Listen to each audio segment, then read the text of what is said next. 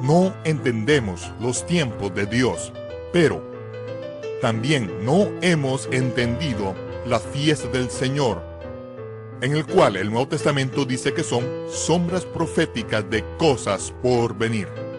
Las profecías en las fiestas del Señor, presentado por Michael Root.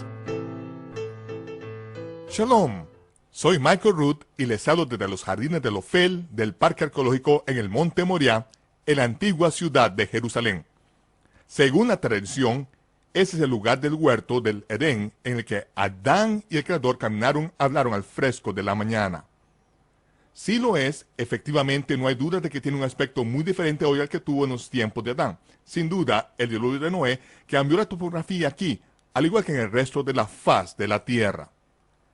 Adán y Eva comenzaron su vida juntos en un planeta sin contaminación, y el Todopoderoso les concedió un don que el resto de la creación no disfrutó: la libertad para decidir. A fin de hacer de este don una realidad práctica, el Creador les dio la absoluta libertad para comer de cada uno de los árboles del huerto, excepto de uno.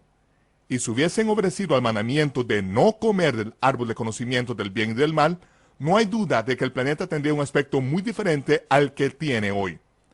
La desobediencia intencionada tiene unas consecuencias, y por ello la rebelión de Adán hizo que se rompiese la relación con su Creador. A lo largo de la historia de la raza humana, la humanidad ha intentado contrarrestar esta consecuencia creando un orden perfecto en el mundo, usando a personas imperfectas, sin reconocer que nuestra relación con el Creador ha quedado rota. Desde el principio, la humanidad ha ideado toda clase de religiones en un esfuerzo por redimirse a sí misma de una existencia aparentemente sin sentido. Una de las religiones que más rápidamente se ha extendido en el mundo niega totalmente la existencia del Creador y se llama evolución, que evolucionó a partir del esfuerzo ingenuo de Charles Darwin por explicar cómo ese universo físico de complejo diseño surgió sin que existiese un sofisticado diseñador. Los ateos dejan de lado las formalidades de los duros bancos de madera o los misales cubiertos de polvo, que son los pertrechos de religiones austeros que se especializan en normas y reglamentos restrictivos en un esfuerzo por llenar el vacío en su relación con el Creador. Por otro lado, los ateos tienen un solo mandamiento ideado por el hombre: haz lo que quieras, que se encuentra incluso inscrito en la Biblia satánica. Dudo seriamente que existiesen los ateos en el primer milenio en el mundo, pues nadie podía negar la existencia del Creador porque todo el mundo en el planeta conocía a Adán. A pesar de lo cual, los descendientes de Adán crearon sus propios sistemas religiosos e hicieron lo que era recto en sus propios ojos, siguiendo por el sendero cada vez más ancho de la perversión dominado por la codicia. El pecado en el huerto cambió el curso de la historia de un modo tan dramático que apenas podemos imaginarnos lo que sería la vida sin enfermedad, sin muerte, sin odio o religión. Pero antes de la transgresión de Adán y Eva, el Creador tenía ya su plan para redimir a su pueblo de las consecuencias de su desobediencia. Y su plan solo requería la fe en su provisión. Él sería quien hiciese el sacrificio y requeriría la obediencia y el sacrificio de un segundo Adán, uno que habría de nacer sin que la contaminación del pecado corriese por sus venas. La venida del Redentor fue profetizada antes de que el hombre le echasen del huerto. La simiente de la mujer habría de aplastar la cabeza de Satanás, mientras que él la heriría en el talón. Esa semilla redentora de la mujer fue profetizada en el nacimiento milagroso de Isaac, que fue concebido por Sara, la mujer de Abraham, mucho después de que la cerrase la matriz a causa de su avanzada edad. Este Redentor fue profetizado cuando el Todopoderoso le mandó a Abraham ofrecer a este hijo milagro en el Monte Moriah. Este Redentor fue profetizado al hacer Isaac la pregunta: Padre, tengo la leña del sacrificio sobre mis hombros, pero ¿dónde está el cordero? Y cuando Abraham le contestó: Dios se proveerá a sí mismo un cordero. Este Redentor fue profetizado cuando Abraham ató a su amado hijo a la leña del sacrificio, colocándole sobre un altar de piedra, y a disponerse a poner fin a su vida. Y cuando el cordero de 1 año de edad, con su cabeza enredada en una corona de espinos, fue provisto por el Todopoderoso como un sustituto por el Hijo de Abraham. Años después, este Redentor fue nuevamente profetizado en el Cordero de la Pascua, siendo la sangre del sacrificio el precio por la vida de los descendientes de Abraham, esclavos en Egipto. Así como en el monte Moriah, en el ensayo anual de la liberación de la esclavitud del pueblo de Israel, durante la fiesta de los panes sin levadura, los Bekurim, la ofrenda de los primeros frutos, y la fiesta de Shavuot o Pentecostés. Este Redentor fue profetizado en cada detalle de las fiestas del Señor, que se le mandó a la nación de Israel celebrar para siempre. Estas fiestas son imágenes en forma de sombra de las buenas cosas por venir, acerca de las cuales habla el Brit Hadashah o el Nuevo Testamento. Únese a nosotros en los estudios de televisión de Lester Summerall, donde grabamos esta presentación multimedia sobre las profecías de las fiestas del Señor ante los estudiantes de profecía bíblica reunidos por el Club de la Profecía. Si usted nos ha venido siguiendo desde el principio de esta serie de 26 partes, ya ha completado ustedes Profecía Bíblica 101, que tiene que ver con el cumplimiento de las fiestas de la primavera del Señor. Y ahora nos disponemos a examinar el cumplimiento futuro de las fiestas del otoño del Señor. Esto es Profecía Bíblica 201. Ve ahora el episodio número 14 de la serie 26 partes sobre las profecías de las fiestas del Señor. Ciertamente hemos heredado mentiras. Las Escrituras dicen que no debemos ser ignorantes sobre los tiempos y las estaciones que Dios ha hecho posible que entendamos. Como dice el apóstol Pablo, o como me refiero afectuosamente a él, el rabino Saúl dice: acerca de los tiempos y estaciones no tenéis necesidad, hermanos, de que yo os escriba. En la época en que escribió eso, todo el mundo entendía y cumplía con la manera de calcular Dios el tiempo, que estaba claramente resumido en las escrituras hebreas. Pero ahora nos encontramos casi 2000 años después que hemos descuidado la manera de calcular Dios el tiempo y hemos adoptado una manera pagana de calcularlo, en la que cada día de la semana recibe el nombre de un dios pagano diferente y cada mes del año ha recibido nombres de diferentes ángeles caídos, a pesar de lo cual la manera de calcular Dios el tiempo, claramente explicada en el libro de Génesis, sigue vigente hasta hoy. Podemos volver a la manera de entender y de calcular de Dios el tiempo a fin de que no seamos ignorantes acerca de sus tiempos o las estaciones. La palabra estaciones por todas las escrituras hebreas es la palabra Moedim. Moedim se refiere a las fiestas del Señor, que el Nuevo Testamento dice que son imágenes de la sombra profética de las cosas por venir. De modo que tenemos en la palabra de Dios los tiempos y las estaciones de Dios, sus Moedim, sus fiestas, que son las imágenes de las sombras proféticas, mediante las cuales Dios habló sobre el fin desde el principio mismo. Cuando nos reunimos para la fiesta de la primavera del Señor, a la que me refiero como Profecía Bíblica 101, descubrimos que cada una de las fiestas de la primavera del Señor son imágenes de las sombras de las cosas por venir, siendo la esperanza del momento que el Mesías vendría como el siervo sufriente y realizaría el sacrificio de la expiación por los pecados de la humanidad. Vemos que Levítico 23, a partir del versículo 1 en adelante, detalla las fiestas del Señor, explicando que cada una de las fiestas del Señor es una convocación santa. La palabra convocación es mikra en hebreo, y la palabra mikra significa ensayo. A lo largo de la historia, todo Israel consideraba cada una de las fiestas del Señor como un ensayo de algo bueno que sucedió en el pasado. Pero una vez que se cumplieron las fiestas de primavera, se podría decir que cada una de estas fiestas era a su vez imágenes de la sombra de buenas cosas que sucederían en el futuro.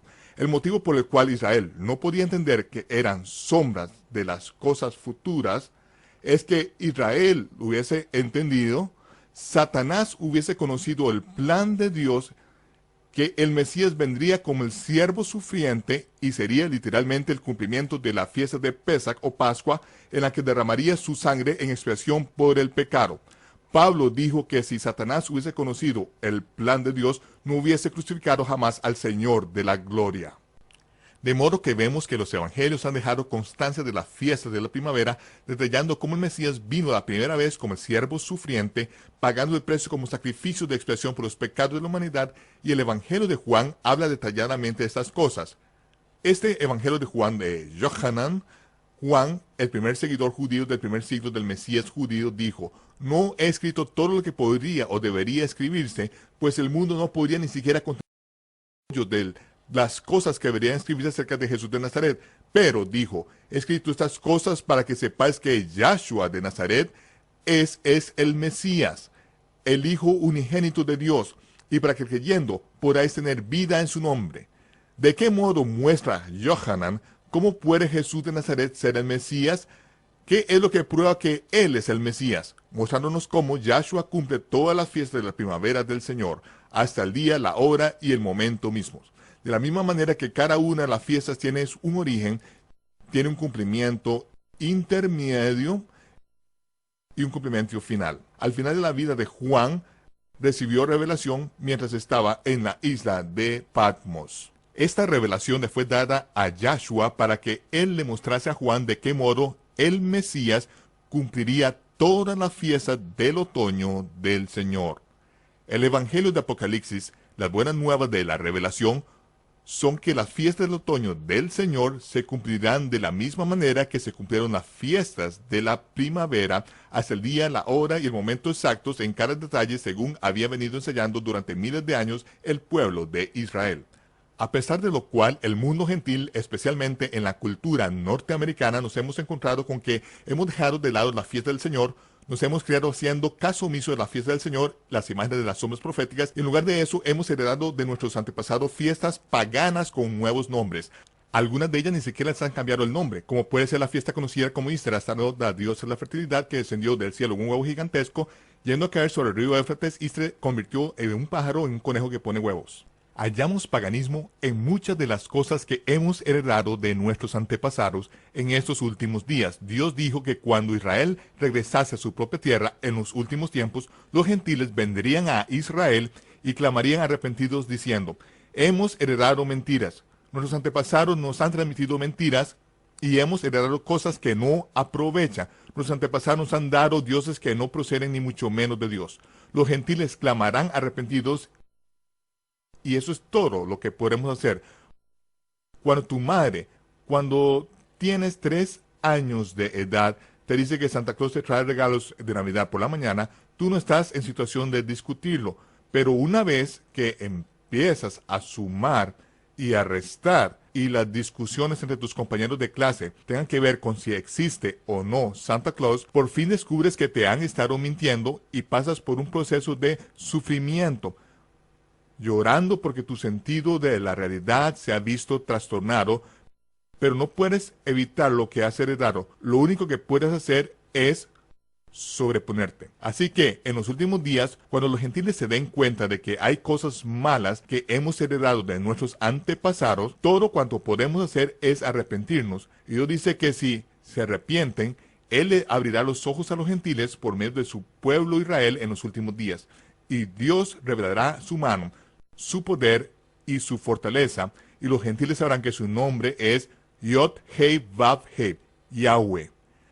Las escrituras dicen: en aquellos días acontecerá que 10 hombres de las naciones tomarán del manto a un judío, es decir, de los tzitzit, del borde de las vestiduras que Dios mandó que pusiésemos en el monte Sinaí.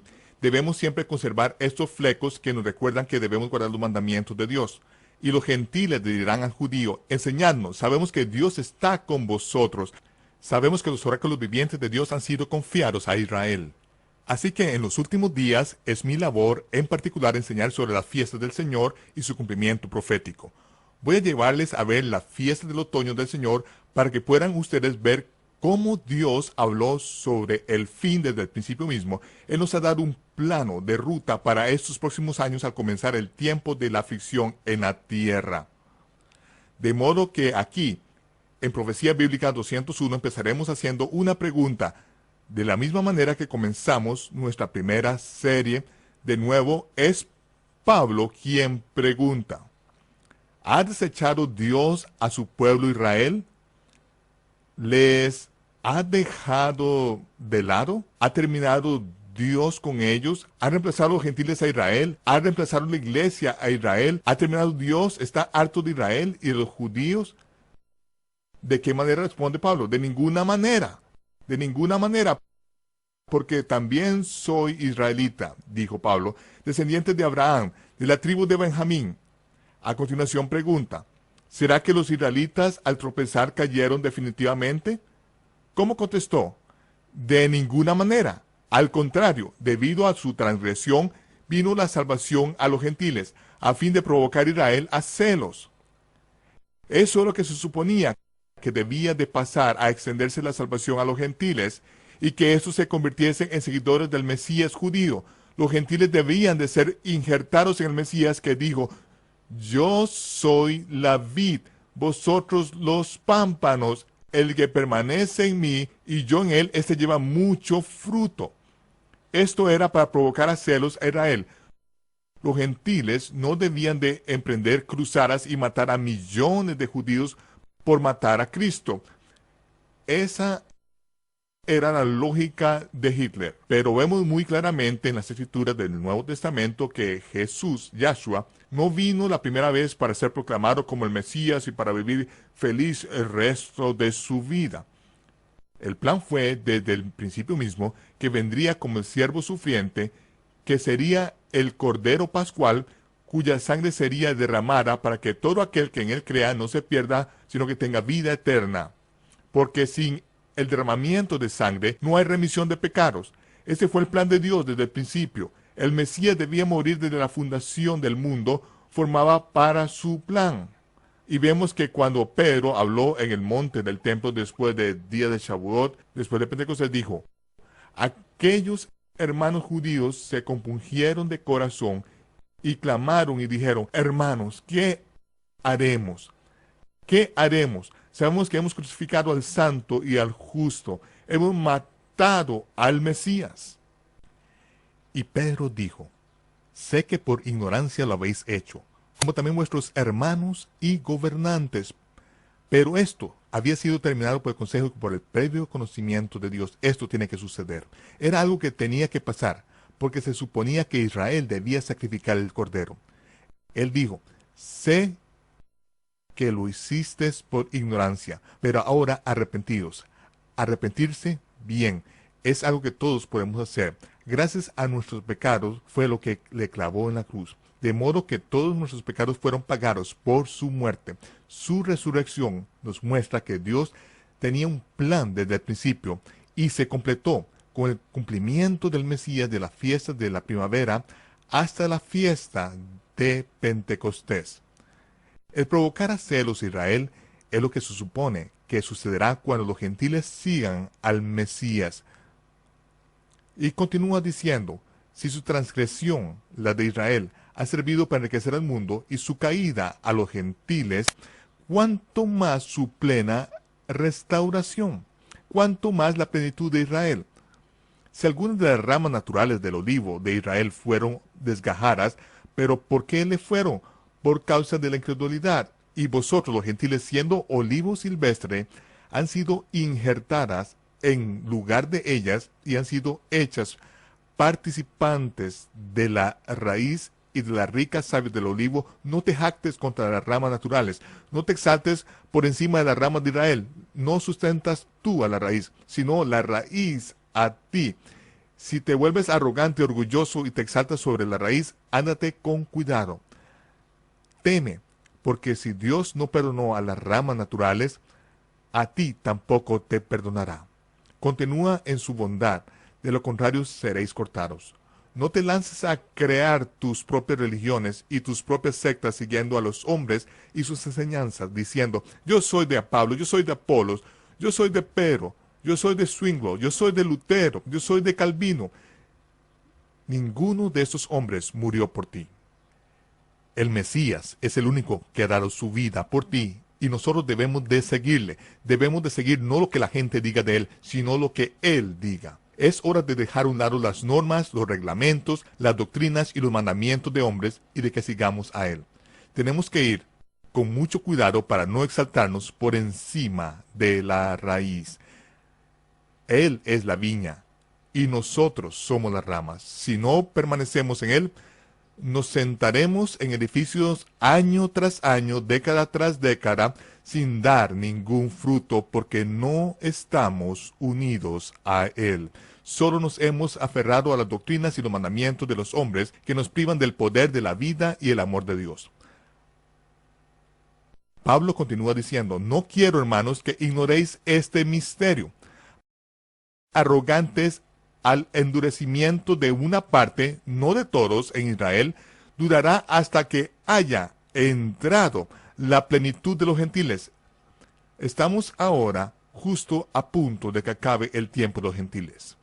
No que los gentiles no puedan ser salvos después de este momento, pero el endurecimiento en parte existirá en algunos en Israel hasta que se cumpla el plan de Dios para los gentiles. Dios va a realizar un acto cuando las fiestas del otoño empiecen a cumplirse, que abrirá los ojos de Israel, y ellos sabrán quién es el verdadero Mesías, y cuando Dios les abra los ojos y sane su ceguera, eso va a conmover al mundo. Israel es la amada del Padre, porque los dones y el llamamiento de Dios son irrevocables. ¿Por qué no leemos ese versículo en su contexto para variar? Israel es la amada del Padre, y los dones y el llamamiento de Dios son irrevocables. De modo que digo que, si la caída de Israel ha servido para enriquecer al mundo para los gentiles, cuánto más las riquezas de los gentiles se manifestarán cuando llegue el tiempo de la plenitud de Israel. Estamos a punto de ver cosas en los cielos y en la tierra temblar. La sangre del Mesías ungió el lugar santísimo, el arca del pacto, el altar más santo en la tierra, el trono de oro de Dios sobre la tierra, y él, el Mesías, confirmará el nuevo pacto que fue establecido en su sangre con su pueblo por una semana. Solo el sumo sacerdote puede acercarse al altar de oro una vez al año, y en Yom Kippur, el día de la expiación. Pero hemos visto que la sangre del Mesías fue derramada sobre el arca del pacto no en el día de la expiación, sino en la Pascua. ¿Por qué en la Pascua? Porque la Pascua es la imagen de la redención personal, que es el momento en que nuestra deuda quedó saldada. Pero Yom Kippur es la imagen de la redención nacional de Israel. Es el día que se ha destinado a revelar el arca del pacto. Dicha arca no será revelada hasta que comience el séptimo o Shabbat del milenio. Tras una guerra que hará temblar la tierra, Dios luchará por Israel. Él será santificado en los ojos de todas las naciones, y él hará que los ejércitos de Gog y Magog queden consumidos por el fuego sobre los montes de Israel. Dios pondrá de manifiesto su brazo poderoso en Yom Kippur, el día de la expiación nacional por Israel, que es el día destinado al testimonio que puso Dios en la tierra de su Hijo. El testimonio que puso Dios allí se revelará para que todo Israel vea a aquel al que traspasaron, no viniendo en las nubes, sino cuando vean el testimonio que puso Dios en la tierra, tal y como dijo Juan antes de su muerte en 1 de Juan capítulo 5. Hemos recibido el testimonio de los hombres, y 3 son los que dan testimonio en la tierra. 3 dan testimonios en la tierra: el Espíritu, el agua y la sangre. Y los 3 concuerdan. Si recibimos el testimonio de los hombres, mayor es el testimonio de Dios, porque ese es el testimonio con que Dios ha testificado acerca de su Hijo. Este testimonio se manifestará el día que ha sido destinado proféticamente para ello, para su revelación. Al examinar las fiestas de otoño, empezaremos a entender estas cosas con detalle. Entonces, reconocerás el día que ha sido destinado a revelar el arca del pacto, el pacto que fue establecido mediante la sangre del Mesías. Este nuevo pacto será confirmado por el pueblo de Dios, y con eso comenzarán los últimos Shavuot. Michael Root regresará en tan solo unos momentos. Hoy nos hallamos en el periodo de tiempo entre el cumplimiento de la fiesta de la primavera del Señor y el cumplimiento de la fiesta de otoño. Este es el periodo de tiempo destinado a que los gentiles entren al reino mediante la obediencia del Mesías, sea cual sea su linaje. Este mismo periodo de tiempo fue profetizado en el capítulo 23 de Levítico y manifestado en el libro de Ruth. Yahshua certificó esta imagen profética cuando se identificó abiertamente como el Mesías y permaneció con los gentiles samaritanos durante 2 días. El tiempo de los gentiles se inició con el cumplimiento de las fiestas de Shavuot, al abrirse las puertas de par en par a las naciones, tan solo 50 días después de la resurrección de Yahshua. El tiempo de los gentiles tocará gradualmente y de manera dinámica a su fin al comenzar su cumplimiento las fiestas del otoño. El endurecimiento en parte que le sobrevino a Israel se repetirá de la misma manera que fue impuesto, por la mano amorosa y omnisciente del Todopoderoso, que tiene un plan que va mucho más allá de lo que podríamos imaginarnos. En el mundo gentil occidental nos hemos creado con una ignorancia total de las fiestas del Señor y hemos adoptado en su lugar la fiesta de la adoración al dios pagano del sol. Todas las fiestas paganas son imágenes de la sombra de los ritos de fertilidad babilónicos y los rituales de sacrificios de niños. Por otro lado, las fiestas del Señor son hermosos ensayos de lo que Dios de Abraham ha hecho en el pasado para redimir a su pueblo y de lo que hará en el futuro cuando el Mesías tome control de la tierra y reine sobre la cima del monte en Jerusalén. Durante el curso de los primeros 3 episodios de esta serie, vimos los complejos detalles que han quedado grabados en las fiestas que el Mesías, nuestro Redentor, cumplió cuando vino la primera vez como el siervo sufriente. Yahshua, el Redentor, desciende del rey David, fue rechazado por los dirigentes religiosos y políticos de su época. Pero el Mesías reunió a sus seguidores de la misma clase de israelitas endeudados, deprimidos y abatidos que siguieron al rechazado David. Y Yahshua, al igual que David, los convirtió en un ejército de hombres poderosos guiados por el Espíritu. Te invitamos a que te unas a nosotros la próxima vez para el episodio número 15 de una serie de 26 partes sobre las profecías en las fiestas del Señor. El primer mandamiento del Mesías es: no penséis. Este es Michael Root desde Jerusalén, deseándoles Shalom, paz, y les veré cuando se disipe el humo.